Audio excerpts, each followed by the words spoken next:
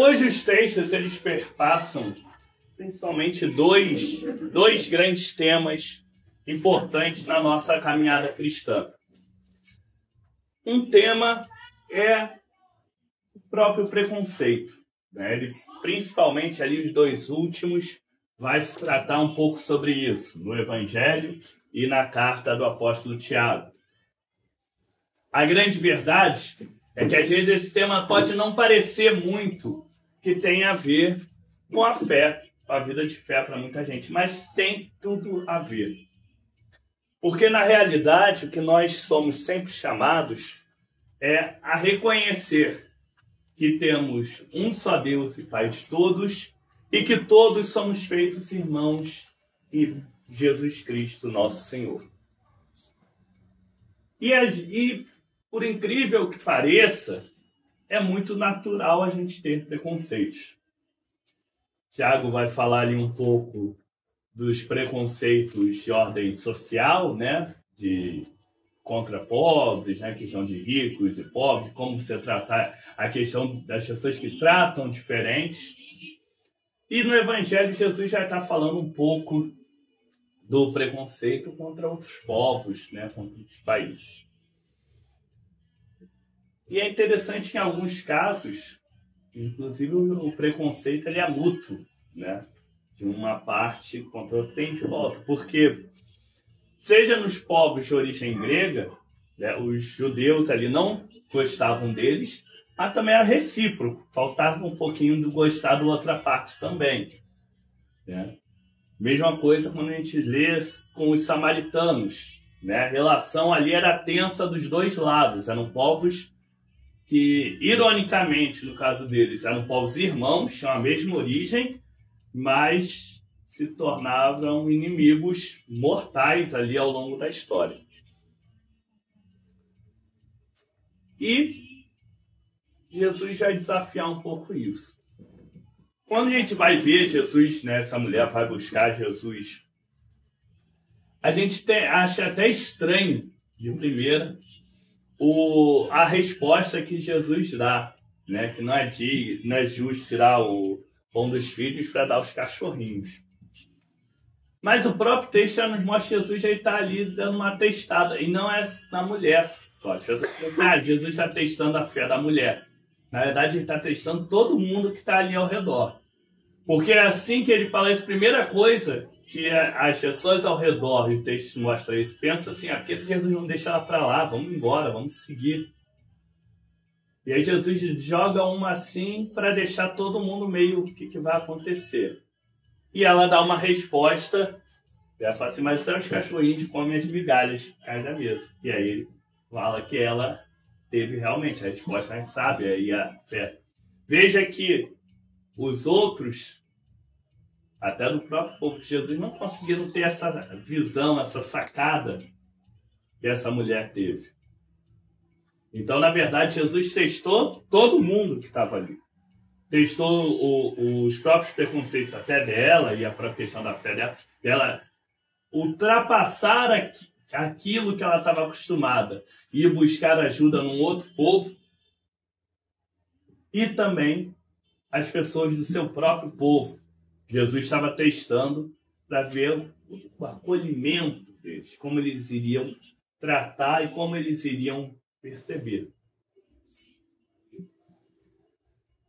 Mas além dessa questão, né, um outro ponto que também entra nesse texto do Evangelho, mas entra nos demais, é sobre as adversidades, as dificuldades que a gente tem na nossa caminhada de fé.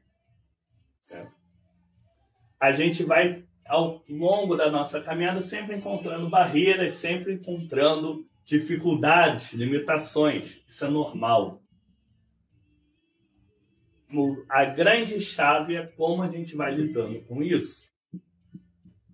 Talvez aquela mulher poderia ouvir a primeira resposta de Jesus, simplesmente desistir e ir embora. Talvez também, se Jesus tivesse ouvido aquelas pessoas do seu povo, também não daria atenção nenhuma a ela. Mas a forma como a gente vai lidando com isso, buscando colocar os princípios de reconciliação, de amor, de fraternidade entre todas as pessoas, os princípios que são caros ao Evangelho, vão fazendo toda a diferença nessa caminhada.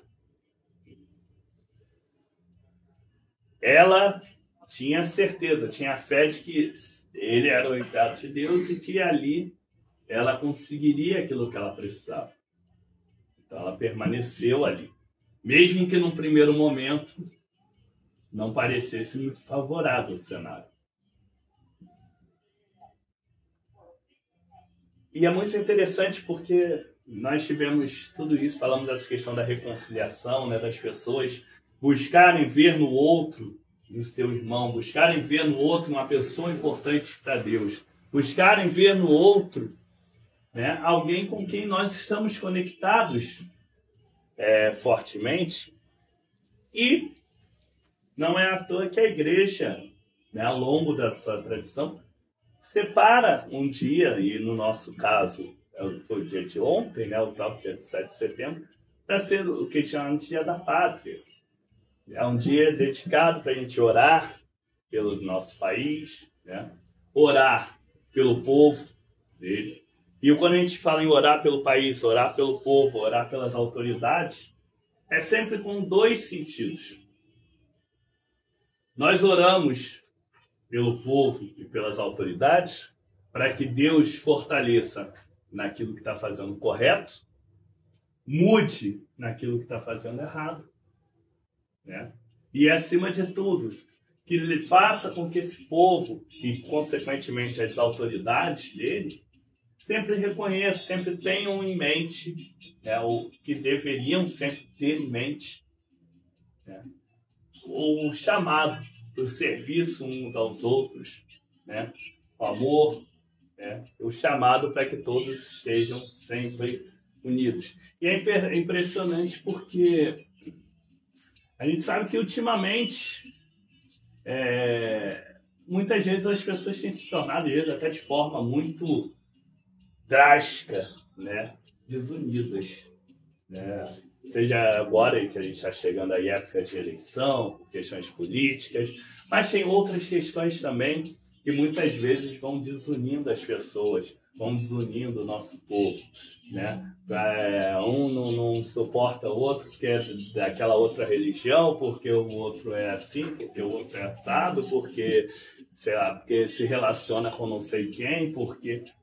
E essas coisas vão fragmentando as pessoas, vão colocando as pessoas umas contra as outras. Quando, na verdade, o nosso grande chamado como cristãos é o chamado da reconciliação, que é o que está na nossa oração ali do dia, própria, aquela primeira oração que a gente leu ali antes da leitura.